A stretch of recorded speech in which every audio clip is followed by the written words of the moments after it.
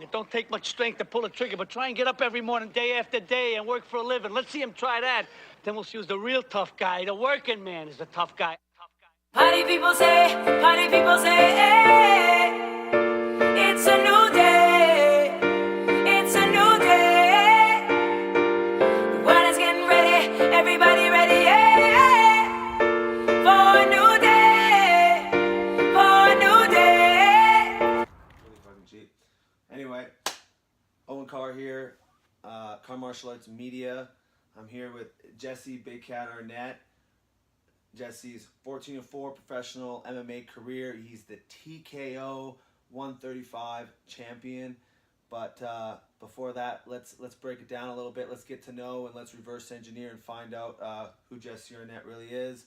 So starting off, Jesse, where you're from, how old you are, where'd you grow up, etc. Let's get into getting to know Jesse Arnett. First off, thanks for having me. It's good to see you again, bud. It's been a long time. It's been a bit. I'm from Mission. You know where Mission is. You're not too far from there when you're working.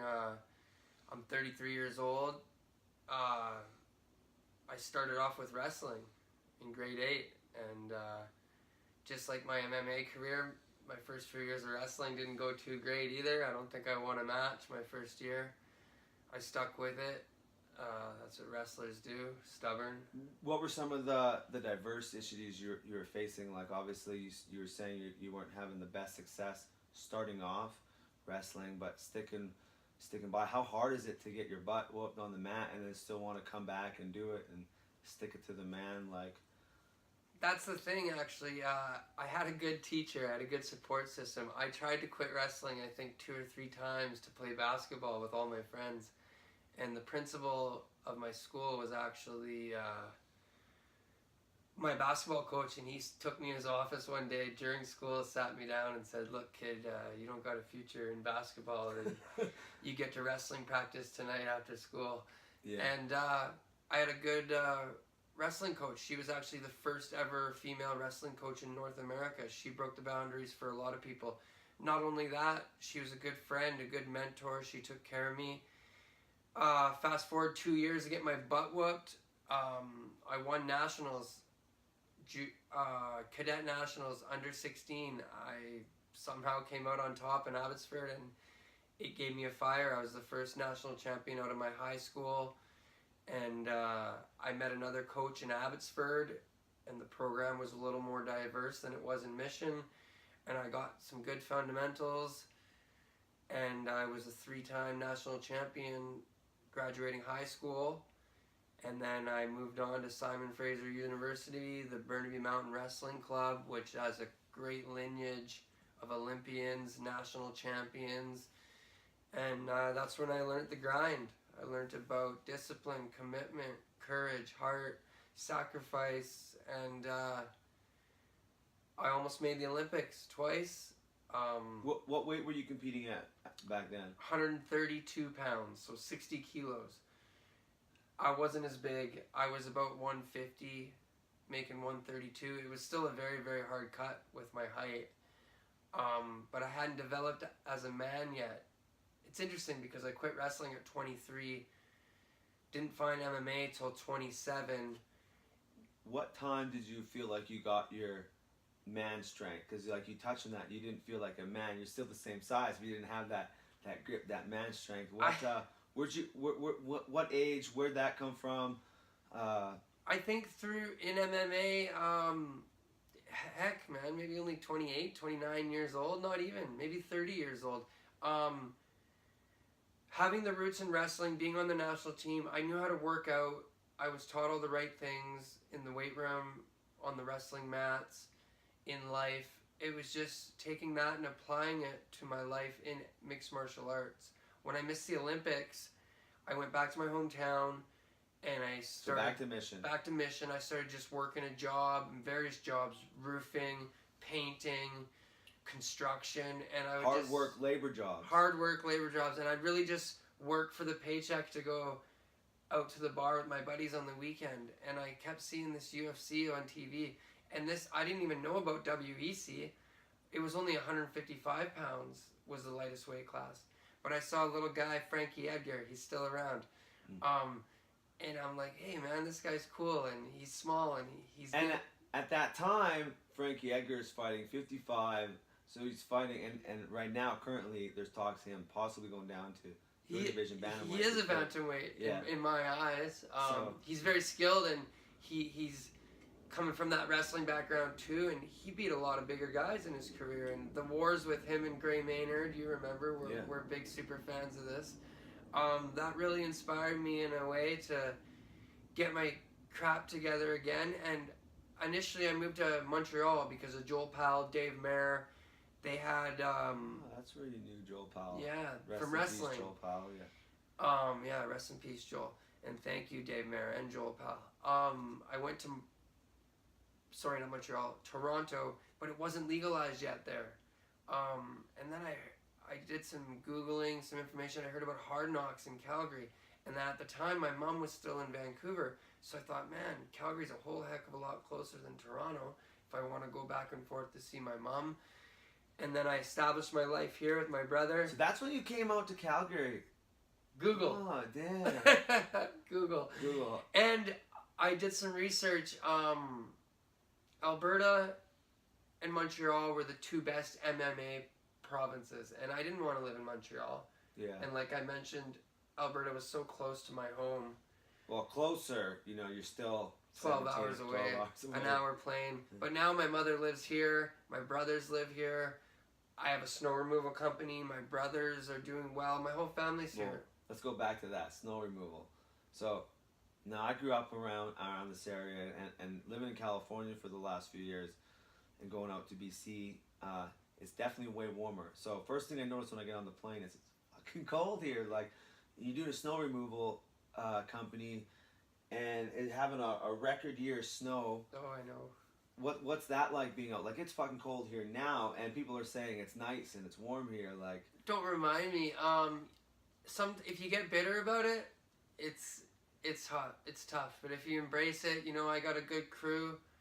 I got a good family. We got good contracts with CIBC, TD. You just get out there and you use it as a workout. What's your snow removal company called? It's 5-star landscaping. So 5-star landscaping. 5-star. Yeah, it is what it is. The cold makes you tough. It and does the work, make you the tough. hard work For sure. leading into the martial arts and For sure. This year I'm strong. Like right now I'm strong. I got strong shoulders. I got strong biceps. It's from pushing all this snow. maybe lead to that man strength. Yes, maybe led to the man strength. But that's nice. Like You find out, you know, Hard Knocks. You kind of look, okay, Alberta's closer to your family. It's one of the at the time, and I still think at the time, Edmonton used to have a fight show Thursday, Friday, and Saturday. There would be fight events. There were so many fight events back then. At that time, if I can remember, and now it's funny because there's no Edmonton Commission right now. It's all shut down. But they just got it going. They got it last going. week. But nice. It's been court battles and this and that. I don't know too much about it, but I know. We won't get into that political. For sure, I know it's back up. But like you said, yeah, this is the hub. Fight capital, Alberta. I agree. And then, so let's go back to that. You get in. You move out here to Alberta. Yeah, this is what happened. Is I met Mike Dunn. I knew Mike Dunn, but I started wrestling again, and I made one more shot at the Olympic trials before I even started fighting. I did one more season of wrestling just to get back in shape again. Yeah. I think on 30 days training, I took 5th at nationals at 145 pounds, which was incredible because all I did was ride the bike. And then the following year, I got 3rd at nationals. So I did do 2 seasons, and then I just really wanted to do this MMA thing. I had a great pro debut, and then they matched me up against Wolfgang Jansen. I wasn't ready. Bottom line is, I didn't train properly until my 5th fight. 4th, 5th fight. I was still doing concrete with Dan Lamaro, roofing. I'd work all day and then go to the casino and fight like a cowboy. Yeah. So So to speak. you weren't in a proper martial arts program. No. Doing a striking. You had the wrestling background, but you obviously I didn't use it. I had the wrestling background. I go out there and try and fight the guy every single time. Versus understand your strengths is being a wrestler and trying to strike with someone or etc. The best quality I had was, the best thing that happened to me is Anderson Goncalves stuck with me at Tilt MMA. I kept getting subbed. I didn't show up to his practices, but I kept taking fights. And then Michael Imperato caught me in a guillotine up north in a minute early, starched me, and I said, this is it. And I got the gi, and I committed to jiu-jitsu twice a day. So about wrestling to real passionate jiu-jitsu. Yes. That's where the lineage went to. I went from wrestling to jiu-jitsu, and then I just kept working my jiu-jitsu. At this time, I'd go to Beaumont Boxing Club as well, but maybe once, twice a week, you know, Doug Harder, Mike Short, they knew me, but I wasn't committed yet. And I just kept working on my jiu-jitsu, and then I beat Mike Davis. I met Jake Lee Peacock from Dunamis. I started working pads with Jake Lee. Let's just, don't mind if I stop there. Jake Lee, I don't know if you know, but yeah, let's Google Jake Lee. This guy, like... Yeah, he has one arm. Man. He has half a right arm, and he's a kid. And right now, even today, yesterday, tomorrow, he's some of my hardest sparring rounds in this city. Straight up. So no limits, like amputees, like no matter what it is, like people can still do what they want to do. Yes. Providing they put their mind to it, hard work, I agree, etc., etc. So. And this, real quick, Hard Knocks. During this time, I was 4 wins, 4 losses. I just beat Mike Davis. I felt good. This was a big win. He was a good fighter, I guess. I won that fight. I found Jake. I got Anderson. I started really committing to Beaumont Boxing. At the time, Hard Knocks, they were having a show every month. I couldn't even get in there every month. They were having a show. So in that year, I got 5 fights. I beat Souk. I beat... Hey, just rewind. Yes, I know. Yeah. Good, yeah. All right, so you beat Souk, you go on. And then who did I fight after that? I took a hard fight against Team Alpha Male, Vince Murdoch. And one of my teammates, Vince Murdoch. Tough fight. I don't know if I was ready for it at the time. Heart, spirit, will. Many people don't know, but I tried a spinning back fist. Which arm? Yeah.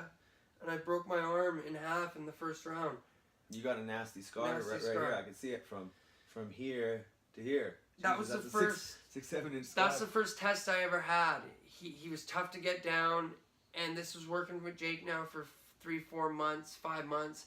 He was the first stand-up battle. It's the first fight I really ever had. The fight, stand-up fight battle, well, with some training and yeah.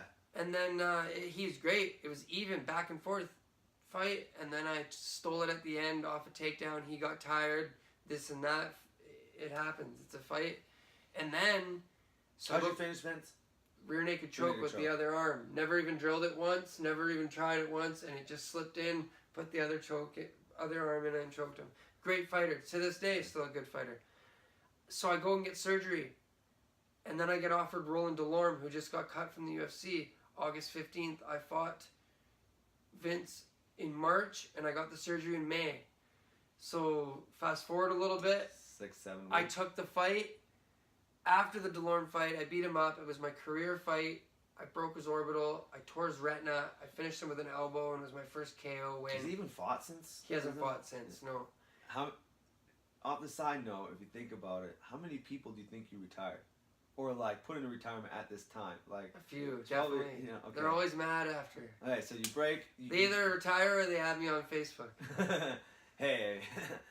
So you beat up Roland Delorme, you break his orbital, you beat up Roland, you win that fight, and what happens? And then we go against Dimitri Vordenberg the first time. I fight for my first title. This is October 2015. And at this time, I'm starting to figure out this move on the ground that I really like. It's a variation of my head pinch from wrestling, but it's a move called the Darce choke, a Bravo choke. Next time we get together, we do a breakdown. We do a Jesse Arnett breakdown of the Darce choke. And how many fights have you I finished 5 with one. Yeah. So this is your It's my bread and butter. And now, even yesterday, today, tomorrow, I have variations of getting it from different angles. What you've seen in the fights, that's just wrestling pressure, getting it from the side. A good wrestler can figure out how to break down this move and really finish with it. once you get it locked, it's unfair. So I Darce choked Dimitri in a minute and a half.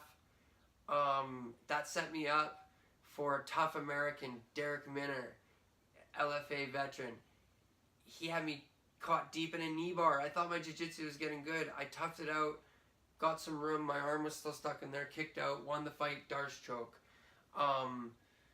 Went back to the drawing board, got in the gi, got obsessed with jiu-jitsu. I don't want to get close. So more obsession in More jiu-jitsu, obsessed in building your striking passion, but a real obsession in the jiu-jitsu. I did not ever want to get close to caught. In my eyes, I won the fight, but he had me, and I toughed it out and got out. I think my knee hurt for a week. You know, not bad, but that's a knee bars and stuff like that's unforgiving. You don't want to get your leg. Well, and you only have like your body. Like you only get one body. The body can only take so much damage. You don't want to damage those legs. So then, me and Jake kept working. What did we grab after that? Mike Hernandez. Another tough American. 10 wins, supposed to be 8 KOs, knocking everybody out. Tough fight. Everyone's looking at you as the underdog here. The whole way up. Yeah. The whole way up. And then what happened with Mike is I did well on the feet, finished him arm triangle. Great fight. And then I was supposed to fight a Brazilian. Long story short, he couldn't show up. I went up to 145 pounds, took the belt that you were supposed to have about a month or 2 months after you had that fight. And then that led up to the Johnny Bedford fight, probably my career fight. With Johnny, we're both long, we're both tall, we both believe in ourselves. Johnny had a lot of experience, 40 fights, if you include his amateurs. He fought on the house. Hey, as a lifelong martial artist and martial arts fan as well, I have to say that is one of my favorite fights of you guys, because you guys went out there and put on a UFC pay-per-view type fight in Medicine Hat. And when I think about Medicine Hat, I think about this old Hard Knocks event where there was a riot at Ralph's. There, like 22 cop cars showed up. And so I think of Medicine Hat. The first thing I think, okay, I'm not going anywhere in Medicine Hat to watch a fight. I'm not going anywhere near there was that riot. But Styles make fights. Yeah. And you know, I like Johnny a lot. That was the Johnny's problem. a pioneer in our lower weight divisions too. For He's sure. on Tough 14. That's the toughest fight. Tough. Your toughest fight in your My opinion. toughest fight, but I agree that was one of the funnest tough shows to watch. You look at all the bantamweights that came out of that. Yeah, so check out the fight, Jesse Arnett versus Johnny Bedford. In my opinion, Johnny Bedford is a modern pioneer for us lower weight classes as well. But Jesse beats up Johnny Bedford. Great fight. Great fight. Gave me a lot of experience, and it taught me a lot about myself and being a man. And at the same time solidifies you and for knowing who you are, how good you are. You know you can hang with the best. Johnny is one of the best. Yeah, you know, he may not be good. in the UFC now, but I mean, he's level's one of the there. best. His And I mean, skill not all level's the there. best fighters are in the UFC. No, That's not I a know. question. But anyway, so you beat up Johnny Bedford.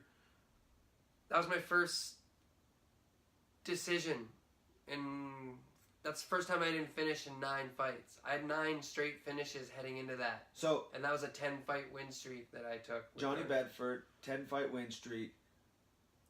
Give props to him because Very all good. 9 guys before that No, they didn't make it They fell. to the end of the bell. So yeah, great Much fight. respect. You know. And you know, straight up to Beaumont Boxing Club and Jake Lee Peacock, I took a boxing fight against the number 9 ranked boxer in this country 2 months before Johnny Bedford, and I won a split decision. Yeah, you totally sidetracked Dakota. Yes, Dakota. Dakota. Sorry about that, but that helped me so much in that Bedford fight as well. You know, the boxing the boxing I loved. It was a nice challenge because I had to fight him in his sport, and I couldn't take him down. I could have took him down and choked him in a second, but I can't do that. So I just want to point out the correlation as a martial artist, stepping outside Comfort zone. your comfort zone, Yeah.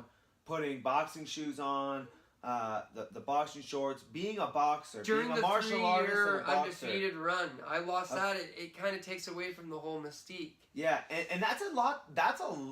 You're basically taking everything that you've worked up and built, your 9-fight win streak, putting that on the line, because if you go lose a pro boxing fight, I mean, who knows? Maybe you get whatever happens. Confidence, too. Yeah, and Momentum. you throw everything on the line for what? A boxing fight when you're being an MMA fighter. So you step outside your comfort zone as a martial artist, take a boxing fight, pro boxing fight, do well. You finished that fight well. No, it was a split decision. But I dropped him in the 6th round, and I had him out on his feet. And the boxing community and the judges didn't want me to win that fight. Well, no, I won 5 rounds to 1. And that's the real big thing and I think you clearly won that fight, but there's still the political aspect of boxing versus MMA, and we're seeing it right now. It was a month before Mayweather and Conor. McGregor. You know, the boxing community, they want to get these little wins, so any type of it's unfair. You know, it was fun. But fast forward. TKO called me. They're the premier promotion in I would Canada. say hands down the premier promotion in Canada. Back in the day before MMA was even big, you know, a lot of the TKO champs, GSP, Sam Stout, Mark Arnett, I think Dwayne even had a belt. But there was So TKO definitely, in my opinion, is the pioneer mixed martial arts promotion, and still now they're back. They're leading promotion now. It's sweet too because it's on UFC Fight Pass. I got to fly out to Montreal, do my thing out there, and it was definitely a big fight feel. And this was a big fight for me. I know I was fighting Dimitri Vordenberg again, and I had already beat him with Darce choke in a minute 30. Well, this time I beat him in a minute 20 with the same move, with a flawless performance. I dropped him with my left hand. I was really patient. I'm really proud of that fight. He's a tough guy, and he fought all the tough guys in this country. And this was a big fight for me because I started 3 wins, 4 losses. If I won this fight against Dimitri, I was now 14 wins and 4 losses with an 11-fight win streak. So I'm super proud of that, and me and my brother, it was fun. I'm happy about that. And one thing I really want to hint on is he goes from 3 and 4. Hangs with it, the big picture, becomes obsessed with variety of martial arts, and comes back for 11-fight win streak, and now he's 14 and 4, and I believe he even got a few last-minute short calls for the UFC, the big show, as everyone twice now. 25 days notice to go to Scotland. Couldn't make it happen at 145 pounds. That's not my weight class. I still had a small injury at the time. The second time it happened was the Boston pay-per-view. We liked the matchup. It was 22 days away, or maybe 28 days away. We thought about it. Dan Idge, the bantamweight they ended up taking, I don't know why they took a bantamweight. It was Julio Ars. He ended up beating Dan. We had the tools to beat Dan. Long story short, didn't take it. Here we are now. It's time for 12. I'm fighting undefeated American prospect Joseph Nathan Manis. He's 9-0. He's 6-0 as an amateur. He's 5'10". He's southpaw. He comes forward. He's 24 years old. I'm 33 years old, and I'm going to show him the age difference May 4th. And hence the man's strength, baby. So May 4th, you're defending your TKO bantamweight strap. Fight Pass, UFC Fight Pass. Don't miss in that. In Quebec City with their new arena. I'm really going to try to make the trip. I want to come up there and do like follow Jesse around, do like a UFC embedded type thing through the back for the 3 or 4 days. That'd be unreal. I got you the passes. Yeah, I've never been out there too, so it's something I want to do. I really want to focus on this. One of the reasons why I'm having Jesse as my first guest is because I'm a Canadian martial artist, and I envy and respect the work ethic, the longevity. I mean, it inspires me that you can go from, just the journey, enjoying the journey. It really inspires me. So as a Canadian martial artist, now living in Sacramento, I'm a resident of the States. I haven't forgotten my roots. My roots are Canadian martial arts. And being in the States, I realized one thing. You're really lucky to be from Michigan and BC and have that wrestling because, I mean, I'm in Sacramento. I wish I didn't have wrestling in Saskatchewan where I grew up. And it's like, I wish all these people in the States, they have that wrestling. So I feel like you're blessed. And I really want to showcase the roots of wrestling, martial arts. And I respect and definitely I'm a Big Cat fan. But the whole journey of being a wrestler, a martial artist, dealing with diversity, becoming passionate about jiu-jitsu and striking and going outside their comfort zone to try other martial artists and be a martial artist, a hardworking man, and obviously has led you up to the success of becoming the Hard Knocks champ, two-time champ, 135, 145 belt champ, Hard Knocks, but now the TKO bantamweight champion, defending your strap on UFC Fight Pass May 4th. May 4th. Quebec City. So, Quebec City, a lot going down. Just want to say straight up, too, I got a lot of respect for you. You're an OG here in Calgary. You fought all the tough guys when I had no fights. And I knew about you, and I knew about Tyler Davis and some of the other guys. And just to be where I'm at now, as a 135-pounder, like, you guys opened that up here, you know what I mean? So I got respect for that. You took out Mike O'Neill, beat him up after I got kicked in the face. A lot of people in my position there would have never got back in the cage, you know what I mean? Yeah. Like, I got iced bad there, you know, and I learned a lot about being heavy on my front leg and kicking and training properly. And it's about learning through the losses and not just, You know what? Our greatest glory is not in never falling, but in rising each time we fall. My wrestling coaches used to love if we lost sometimes because it'd show how much of a man you are if you could get third. Anyone can get first or second. Feels good. But to lose early in the day and to battle 6, 7, 8, 10 hard wrestling matches back, and the NC2A guys know in the States what I'm talking about. Third place is sweet sometimes on that backside bracket, the hard way. And I'm proud of myself for not giving up and coming back. And at the end of the day, if I could just inspire and help others and show people, like, you know, when people are 5-5 or 0-3, message me, oh man, you came back, I'm gonna come back, and like, you know what I mean? That's a big makes me picture, smile, heart to heart, because like, man, anyone can come back, and it's not even about the comeback. It's about right now and the journey, and just believing in yourself and believing in your team and having fun. If you can't have fun doing this, then you shouldn't be doing it. Yeah, it's definitely, you gotta enjoy the journey, but I don't really have anything else to cover. I want to really leave it at that on a good note. I think that's perfectly well said. Perfect. We want to get to know Jesse the Big Cat Arnett, and don't miss his fight May 4th on Fight Pass. TKO, defending his strap. Jesse the Big Cat Arnett, ladies and gentlemen. Much love, brother. Awesome. For sure.